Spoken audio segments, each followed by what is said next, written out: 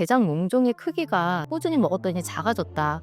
이렇게 이야기를 하시면서 변이 이제 장 안에 오래 머무르면 그게 결국 독소가 되는 거거든요. 그래서 독소 배출이라는 점에서는 물에 뭐 레몬 슬라이스한 거에 오이에 민트에 뭐 때로는 로즈마리 넣어서 한국인 찌개 너무너무 맛있죠. 저도 김치찌개 엄청 좋아하는데요. 제가 채소를 많이 넣는다고 채소 엄청 많이 넣었더니 저희 가족들이 "이게 찌개인지 아닌지 잘 모르겠다." 이렇게 얘기한 적도 있었어요. 근데 저는 일단 '찌개를 짜게 먹어야 제맛이지.'라고 생각하시는 분들이 많은데 찌개도 채소 해독식으로 얼마든지 활용이 가능하거든요. 근데 기존의 이미지를 조금 탈피할 필요가 있습니다. 채소를 일단 기존에 넣었던 것보다는 좀 더 많이 넣으셨으면 좋겠어요. 그리고 채소가 흐물거려서 싫다 하시는 분들은 버섯 정말 추천드립니다. 버섯도 정말 좋은 해독식의 원료고요. 그래서 버섯과 여러 가지 채소들을 일단은 많이 넣고 그리고 간을 좀 약하게 하셔야 됩니다.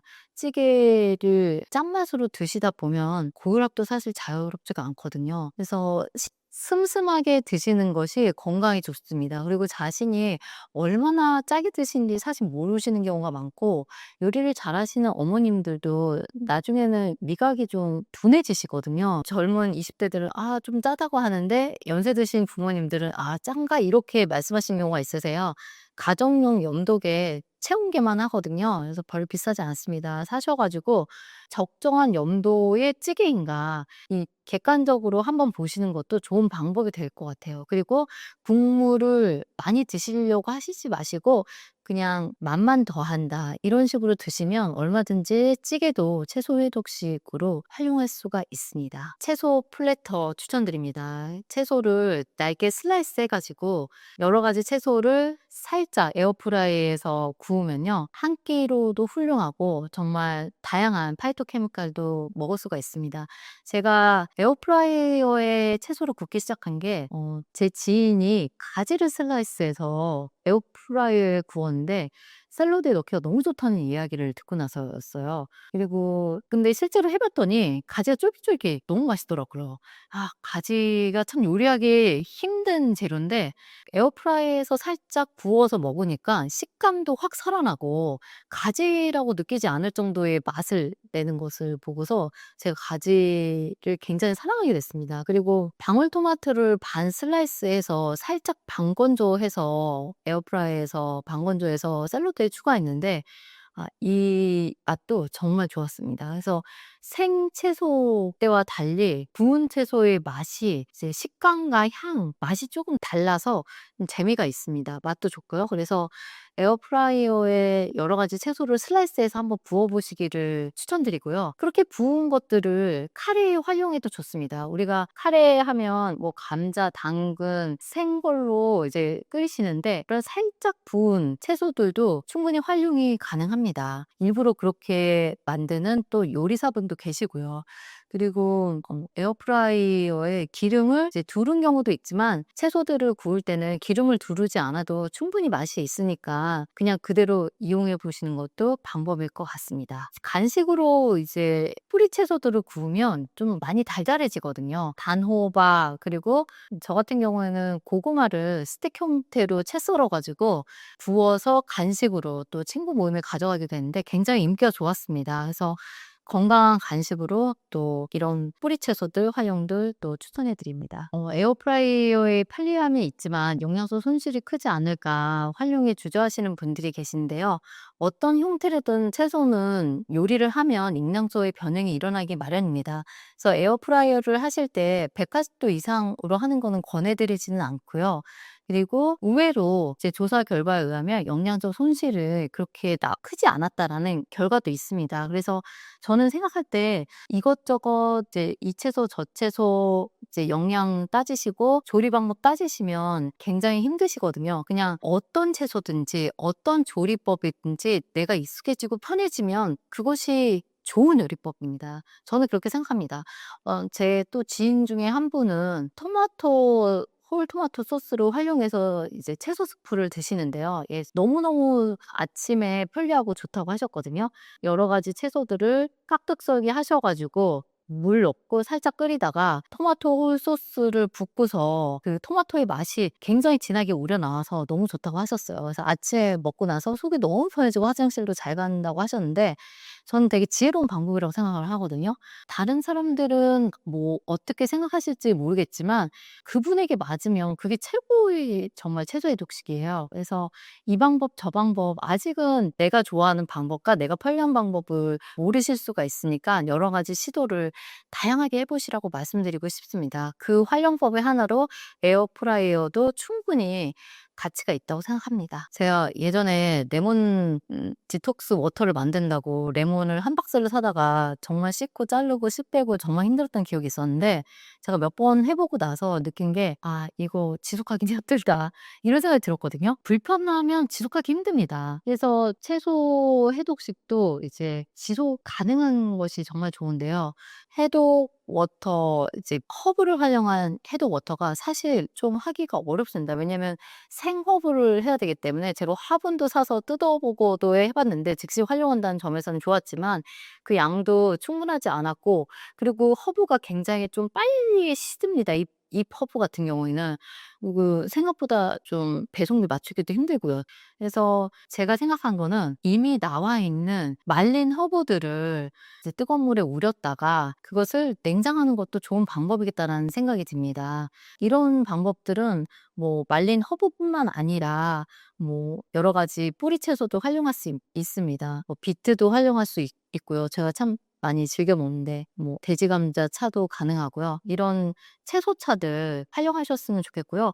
허브도 정말 부지런하신 분들은 얼마든지 활용할 수 있습니다. 그래서 물에 뭐 레몬 슬라이스한 거에 오이에 민트에 뭐 때로는 로즈마리 넣어서 그 향이 남으니까 마시기 좋거든요. 부지런하신 분들은 활용 추천드리고요. 대신 좀 빨리 드셔야 됩니다. 그래서 냉장고에 두시고 좀 되도록 만드시고 나서 빨리 드시는 거 추천드립니다. 이제 채소를 안 드시던 분들이 채소를 드시기 시작하시면 제일 먼저 느끼는 게 화장실 가기가 너무 좋다는 거거든요. 이제 뭐 초가공 식품이나 뭐 육류 위주로 식사를 하셨다면 간편은 하셨지만 변비로 고생하시는 분들이 은근히 많습니다. 근데 변비로 고생하는 분들은 채소밖에 없거든요, 사실은. 채소에 식이섬유가 들어가야지 변비가 좋아지는 거고요. 사실 변비가 의학적으로도 좋지 않은 게 변이 이제 장 안에 오래 머무르면 그게 결국 독소가 되는 거거든요. 그래서 독소 배출이라는 점에서는 내가 얼마나 편안하게 화장실을 규칙적으로 가느냐 이걸 보시면 됩니다. 그래서 장이 편해진다는 거를 실제적으로 굉장히 많이 체감하십니다. 채소 수프를 토마토 홀 소스를 넣어서 드시기 시작하셨던 그분도 가장 먼저 화장실 가기가 너무 편해서 좋다는 이야기를 많이 하셨고 그 부분이 정말 큰 원동력이 돼서 오일을 한 번씩 꼭 한 번씩 만드시거든요. 근데 정말 이런 변화를 실제적으로 체감하신 분들은 굉장히 좋습니다. 그리고 아까 채소수, 야채수 꾸준히 드시는 분도 대장 몽종의 크기가 꾸준히 먹었더니 작아졌다. 이렇게 이야기를 하시면서 이제 좋은 동기가 되시거든요. 그래서 어떤 식으로든 체감을 하시면 채소를 꾸준히 드시게 되는 것 같습니다. 그래서 처음에는 이제 장이 편안하고 장이 편안하면 마음이 편안해집니다. 장이 불편하신 분들은 어디 가셔도 다 화장실 들락날락 하셔야 되고 여행 가셔도 화장실 위치 확인하시느라 힘드시고 교통수단 좀 길게 타시면 불안하시고 불안하시니까 더 장이 꿀렁꿀렁하는데 사실 장이 편안하면 마음이 편안하고 또 마음이 편안하면 또 장이 편안해집니다. 당뇨 이야기하면 제 책에도 실려 있는데요. 이경규 님 이야기가 나옵니다. 이경규 님이 당화혈색소가 높게 나왔을 때 결심을 하신 게 100년 전에 없었던 음식은 드시지 않겠다. 이렇게 결정을 하셨거든요. 근데 제가 그 책을 읽으면서 굉장히 깊은 감동을 받았습니다. 정말 너무 명확하고 확실한 기준이었기 때문이에요. 우리가 생각할 때 100년 전 이렇게 하면 좀 까마득하시겠지만 사실 보릿고개 지나온 지 몇십 년 안 됐습니다. 그리고 그때는 뭐 기름, 설탕 없었죠. 구할 수가 없어서 먹을 수가 없었습니다. 그런 시대를 지났는데 지금 몇십 년 만에 이렇게 초가공식품이 자연적인 채소보다 더 많아진 시대를 살게 된 거거든요.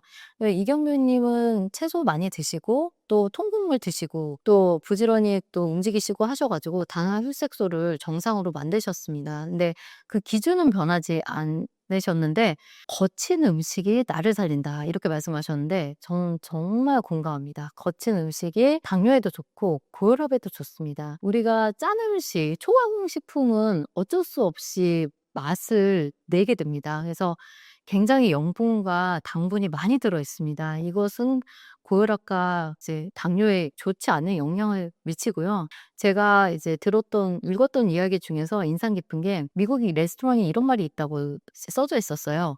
손님이 맛에 대해서 불평하면 한 번 더 튀기고 한 번 더 소금 넣고 한 번 더 설탕을 넣어라. 이게 설탕, 기름, 소금이 정말로 어떻게 보면 맛의 꿀조합이거든요. 단짠이라고 하잖아요. 단짠, 단짠 이렇게 말씀을 하시는데 단짠은 사실 혈관 망가지는 맛이에요. 그래서 입이 좋아하는 맛이랑 몸이 좋아하는 맛은 다릅니다. 근데 채소에 익숙해지면 이게 같아져요. 입이 좋아하는 맛이랑 몸이 좋아하는 맛이 같아지고 채소랑 멀어질수록 입이 좋아하는 맛이랑 몸이 좋아하는 맛이 달라집니다. 그 격차만큼 우리가 건강에 차이가 나게 됩니다. 그래서 제가 아까 말씀드렸다시피 암에 좋은 음식이 제 친구가 이제 항암식단 50 넘으면 해야 된다고 했는데 이제는 암에서 자유롭고 안전한 나이가 없어졌거든요. 왜냐하면 아주 어린 나이부터 초과공식품 시대이기 때문에 젊고 어린 사람들은 평균 수명이 많이 늘어나는 시대에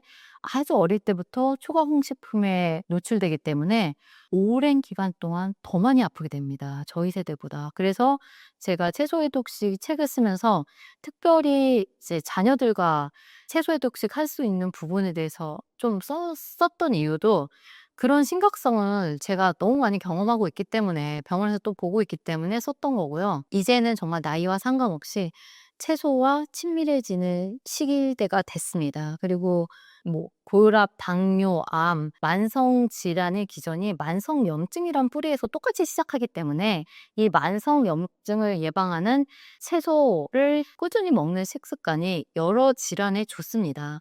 근데 제가 채소해독식이라고 제목을 썼더니 너무 낯설어하시는 분들이 많은데 사실은 채소해독식이 다른 것이 아니고 우리나라 1970년대, 80년대에 있었던 우리 어머니들의 밥상으로 다시 돌아가자는 거거든요. 그때 정말 매번 장 보셔 가지고 고기도 정말 가끔 먹었습니다. 고기 진짜 비쌌고요. 그 시대는 고기 그렇게 많이 먹지 않았습니다.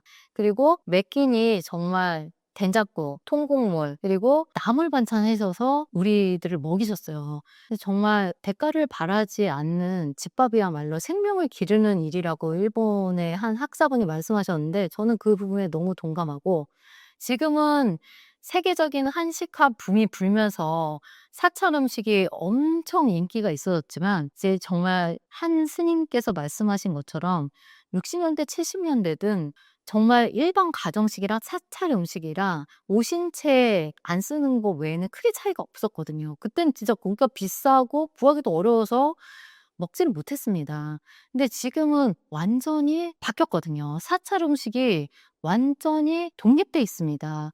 이것은 사찰 이외에 가정식이 엄청나게 바뀌었기 때문입니다. 우리가 언제부터 이렇게 양념고기 많이 먹고 침대에 누워서 배달 음식 시켜 먹고 야식 먹고 간식 먹고 초과공식품에 이렇게 익숙해져 있었나요?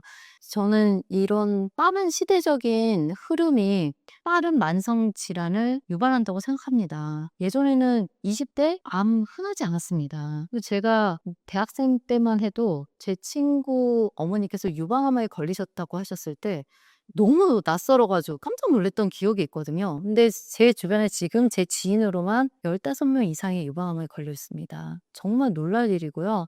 그리고 대구에 선생님이 계시는데 이분이 아주 오래전에 유방암이랑 갑상선암 전문 기관으로 병원을 하실 때 정말 병원 운영을 걱정하셨을 정도라고 하셨어요. 또 너무 환자가 없으니까 '내 병원 이거 유지될까?' 이렇게 걱정을 하셨다고 하셨는데 지금 환자가 너무 많아 가지고 이분이 너무 충격을 받으신 겁니다. 그래서 원인을 찾으시다가 식습관이 너무 중요하다 그래서 식습관 교육을 하실 정도예요. 그리고 우리가 먹는 채소 너무 중요하다. 그래서 대구에서 한옥 병원을 하시는데 텃밭을 하실 정도예요. 그래서 올바른 식습관이 암뿐만 아니라 여러 대사질환, 만성 질환을 예방하고 그리고 유발할 수 있다. 이렇게 말씀드리고 싶습니다.